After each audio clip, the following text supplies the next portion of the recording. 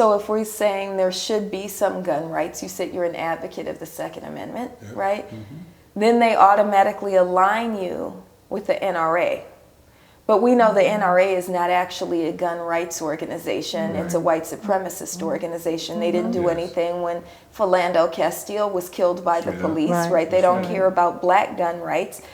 What they're talking about is white supremacy, right? So how do we then say that there has to be some right to our own self-defense without then being, before we started filming, we were talking about Kanye West, right? We don't want to be Kanye West, right? We don't want to be kind of pulled into a right-wing narrative, which you do start to see some kind of black advocates of self-determination kind of being courted by the right. So how do we maintain our position? We will shoot back, right?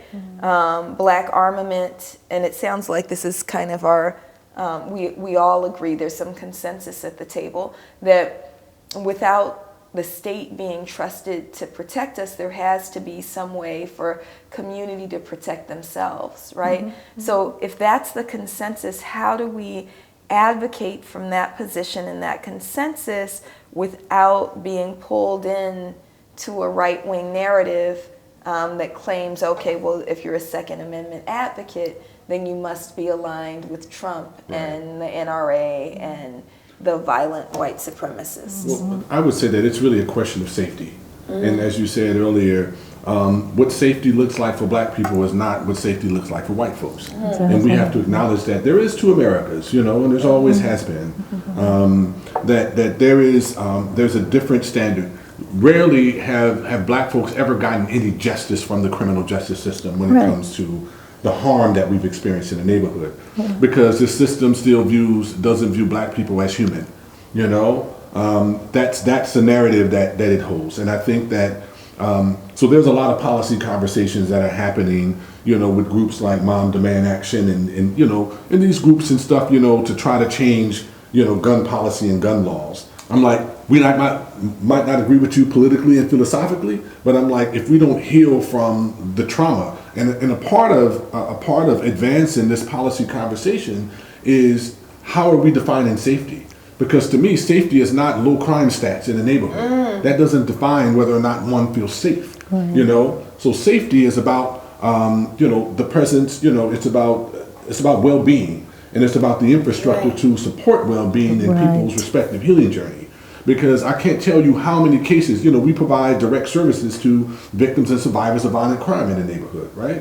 I can't tell you how many cases that we've worked on in which someone is harmed or someone is being threatened to be harmed, and they go down to the police department to try to file a report so that they can get emergency relocation through the district attorney's or the prosecutor's office, and they're denied because they're like, a crime hasn't been committed. You know, and the brother's like, yo, like, hey, man, Raheem them, they keep on, I ain't no punk. They keep on running up on me and stuff. I'm going to protect myself. And then you then you hurt somebody, you know, because you have to protect yourself, and then you lose your victim status. You lose your ability to access resources and services and all different types of things to support you. And so I think that we have to advance a whole nother policy conversation, you know, similar to what we've done in the state around victims. But the primary narrative was being driven by upper middle class white women who had been harmed, and they were pushing all of the 3 strikes laws and lock our children up as adults. But the reality is that, you know, those who are highly victimized in the state were people of color. Real quickly about this NRA thing and how we need to stay separated out from that narrative. I believe that the easiest way of keeping that separation and making it known that this is not our movement, this is the NRA is not part of this, is by just looking at their record, just pointing out their record, the money that went into prohibiting Panthers from being able to carry weapons was from the NRA. It was the first time that group actually came out and said, yeah, we're for gun control, where it affects black folks. So I think It's important that we keep that distance, and I don't think that it's really difficult given their history. We're all familiar with what just happened to Tatiana Jefferson in Fort Worth, Texas. That we're often tricked into believing that the state is there for us, that police are there to protect and serve. And so my heart is broken for Tatiana Jefferson, who was killed by a Fort Worth police officer as she was playing video games with her nephew. Probably having the time of his life, because it was like 2 o'clock in the morning. I hear she was the fun auntie. She was also the one that was kind of the gel of her family, right? And so, you know, it breaks for her and her family and her nephew. I just think about, my son is 9, and what kind of trauma he must be experiencing. You always talk about healing justice. What kind of healing work is going to have to happen for him to recover from this? But I also think about the brother who called the police for her. And he did what he thought was helping. Mm-hmm. He called the police, called the non-emergency line, explicitly said, we need a wellness check because her door is open, right? And then the police come and murder her in a span of seconds. So I think about both of them, right? But I also want to know what that means for us. So I've adopted a position of I don't call the police, right? Also for my own survival, I don't call the police.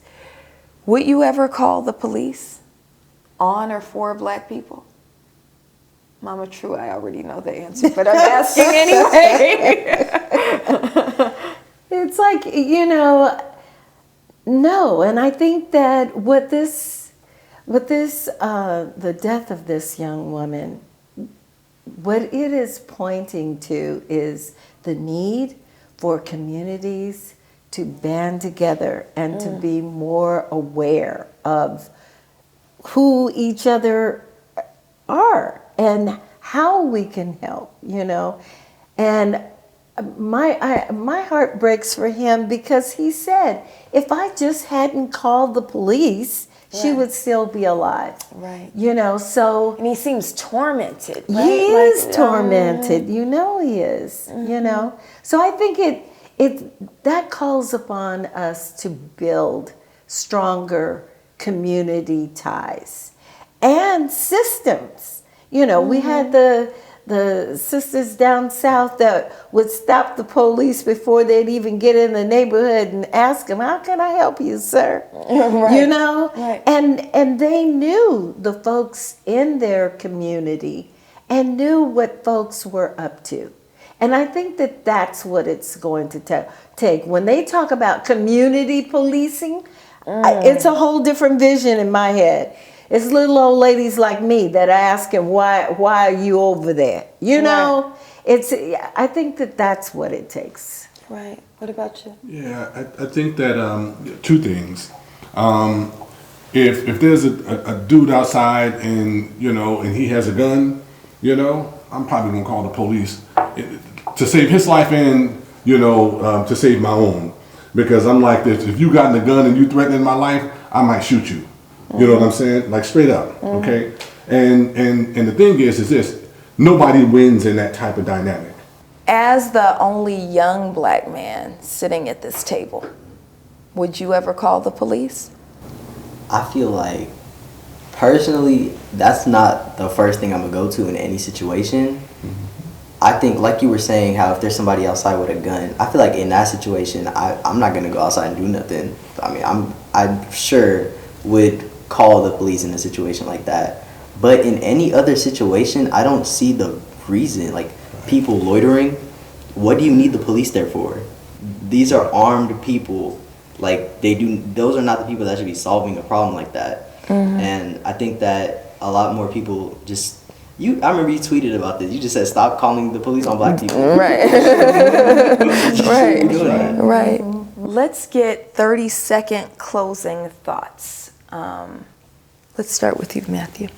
Well, this is just about something that's been on my mind through the conversation. And I think that a lot of the time there is a stigma that comes with mental illness and guns, and just in general with mental illness. Because there have been studies that show that people who are mentally ill are a lot more prone to being the victim of gun violence than the actual perpetrators. So I think that, I don't think the conversation ends there when talking about mental illness. Like, we need to just fix the people and then they won't be up shooting places. But it is definitely important that we recognize that, because it can be a problem. But they are a lot more of the times victims, and I think we should also take that into consideration. Yeah, public safety is a multi-trillion-dollar industry. And again, safety is not only the absence of violence, it's the presence of well-being and the infrastructure to support people on a respective healing journey.